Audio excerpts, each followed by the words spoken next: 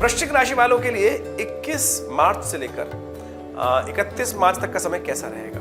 देखिए, ये समय बड़ा विचित्र है।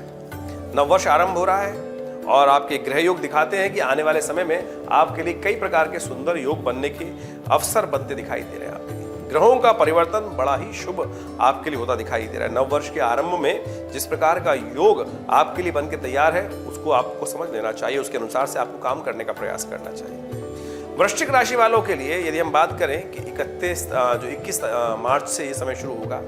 21 मार्च को सबसे पहले तो समझ लीजिए कि अमावस्या की शुभ तिथि है। भौमवती अमावस्या, मंगलवार वाली अमावस्या पड़ रही है और वर्ष का अंतिम दिवस है। तो ऐसे में आपके लिए ग्रह का योग दिखाता है कि उन्नति के योग रहेंगे। चंद्रमा जब समय आरंभ हो रहा है तो चंद्रमा के साथ शनि सुबह सुबह उनके साथ शुभ योग बना रहे हैं और ऐसे में मन को एकाग्र रखते हुए यदि काम करेंगे तो बहुत सुंदर तरीके से आप लाभ ले सकते हैं। इसके बाद उसी दिन आपके लिए गजकेसरी योग बनने वाला है। पंचम भाव में बृहस्पति जहां विराजमान है, वहीं पर आपके साथ सूर्य साथ में है, सूर्य भी है और साथ साथ बुध भी वहां विद्यमान है और साथ साथ चंद्रमा भी वहां पहुंच जाएंगे। सुबह सुबह 11:58 पर गजकेसरी योग बनाएंगे। धन लाभ के अच्छे योग बन सकते हैं और नववर्ष के साथ साथ वहां पर आपके लिए बड़ा शुभ योग है। नववर्ष का जो शुभारंभ हो रहा है गजकेसरी योग के साथ हो रहा है। ऐसे में वह पूरे वर्ष धन की आमदनी के लिए बड़े सुंदर योग बन सकते हैं। आप यदि सही से कार्य करें तो बहुत सुंदर तरीके बुद्धि का ये सही उपयोग करते हुए। बुध अस्त भी है, लेकिन यदि बुध अस्त है उसको शक्ति देने का प्रयास कर ले तो बहुत सुंदर तरीके से लाभ ले सकते हैं। उस दिन अमावस्या है तो सबसे पहले गौ पूजन अवश्य कीजिएगा। पीपल के पेड़ के पास जाकर एक दिया जला दीजिए और हनुमान जी का पूजन कर लीजिए। इससे आपको लाभ प्राप्ति के योग बन जाएंगे। और अगले दिन नवरात्र का आरंभ हो रहा है, नववर्ष आरंभ हो रहा है। पिंगल नाम का नववर्ष आरंभ होगा, भगवती का पदार्पण होगा। नौका पर बैठकर भगवती का श्री विग्रह आपके नवजीवन में आरंभ हो रहा है। साथ साथ इसका शुभ लाभ आपको लेने का प्रयास करना चाहिए। चंद्रमा की स्थिति बहुत सुंदर है। गजकेसरी योग में सुंदर नववर्ष का पदार्पण आपके लिए भाग्योदय कारक बन सकता है, क्योंकि बृहस्पति पूर्ण दृष्टि से चंद्रमा के साथ शुभ होकर आपके भाग्य को भी देख रहे हैं, तो बड़े सुंदर तरीके से योग बना रहे हैं। आपको इसको पूर्ण लाभ लेने का प्रयास करना चाहिए। शुभ मुहूर्त आपके लिए वो जो रेजोल्यूशंस बनाते हैं ना 1 जनवरी के दिन, उस दिन नहीं बनते हैं। इस दिन वो रेजोल्यूशन सत्यव्रत का पालन करना, सत्य का पालन करना, सात्विकता का उदय करना, व्रत का पालन करना, ये सब अवश्य उस दिन करने का प्रयास करें। उस दिन शुभ मुहूर्त में आप कलश स्थापना करें और उस दिन तो कोई भद्रा वगैरह भी नहीं है, बड़ा सुंदर योग बन रहा है। तो कोशिश ये करें सुबह 12 बजे से पहले अपने घर में, अपने ऑफिस में सब जगह कलश स्थापन कर माँ भगवती का सुंदर पूजन करें। बुधवार का दिन है, बड़ा कल्याणकारी रहेगा। ग्रहों का योग आपके लिए धन आमदनी की योग बना रहा है, लाभ की स्थिति बना रहा है, बुद्धि को ठीक कर रहा है और आपको लाभ लेने का प्रयास करना चाहिए। ऐसे में ग्रहों की स्थिति आपके लिए बड़ी अनुकूल रहेगी।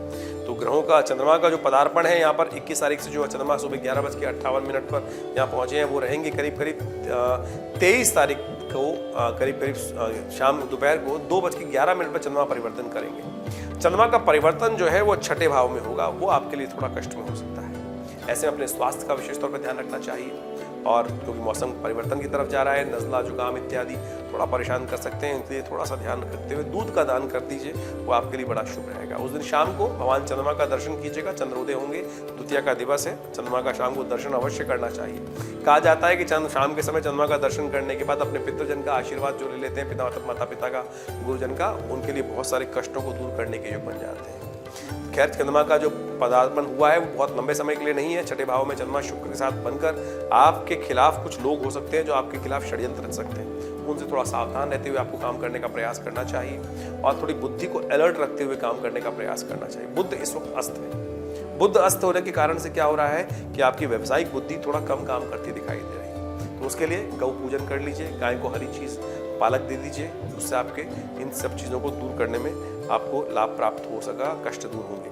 25 तारीख को चंद्रमा जो है वृषभ राशि में प्रवेश करेंगे। वृषभ राशि में आपके सप्तम भाव में बड़ा सुंदर योग बनाएंगे, लाभ की स्थिति बन सकती है, आगे बढ़ने के अच्छे योग आपके निमित्त प्राप्त होंगे। उस दिन कुष्मांडा जी का पूजन विशेष तौर पर किया था क्योंकि चतुर्थी का अवसर है। तो उस दिन कुष्मांडा जी को प्रसन्न करने के लिए आप लाल जो पेठा आता है, पेठे में कई प्रकार से गीला पेठा भी होता है, सूखा पेठा भी होता है, गीला वाला पेठा लाल रंग का जो सिंदूरी पेठा होता है वो भगवती को अर्पित करें और गौ का पूजन करें। इससे कल्याण के योग बनेंगे, आपके कष्ट दूर होंगे। कहा जाता है अपने कष्टों को दूर करने के लिए उस दिन कुष्मांड की बलि भी देनी चाहिए। कुष्मांड को काटकर आप विशेष तौर पर गाय इत्यादि को दे देना चाहिए। उससे अनेक प्रकार के जो जीवन में घटित कष्ट होते हैं वो दूर हो जाते हैं। इसका सदुपयोग आपको अवश्य करने का प्रयास करना चाहिए। ग्रहों की चाल आगे चलते चलते जिस प्रकार से चंद्रमा का शुभ योग बनता है, 25 मार्च की हम बात करें तो 25 मार्च को वृषभ राशि में चंद्रमा जब प्रवेश करेंगे शाम को 19:28 पर, तो वो आपके लिए कई प्रकार के शुभ योग बनाने के